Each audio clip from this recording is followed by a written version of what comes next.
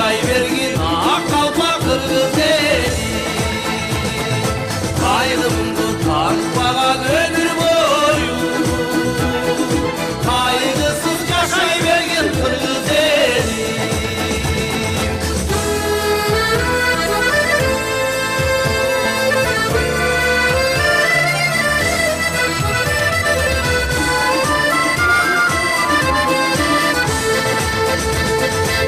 Aylar üzül şartlarda senin demin, dem alsam dem verek tokoy çelin.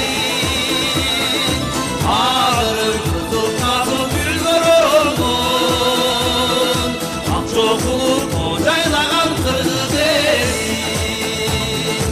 Ağırım kızıl nazıl gülgör olgun, ak çokulu kocaylagan kırgız elin.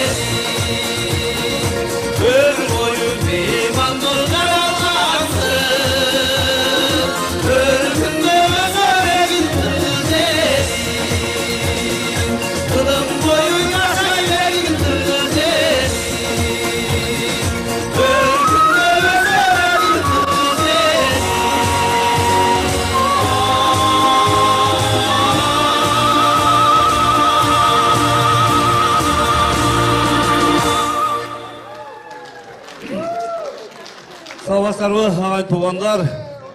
Бүгінгі жақсылықтарыңыздар құтты болсын. Атамыздың жашына жаш, башына баш, бағына бақ қосылып, әрдайым ушул тіршіліктің жақсылықтың жақсы чайын сіздермен бірге ішіп жүрсін. Тоңыздар құтты болсын, аман есен болыңыздар. Сіздер үшін жаныңыздан алған шаруалар.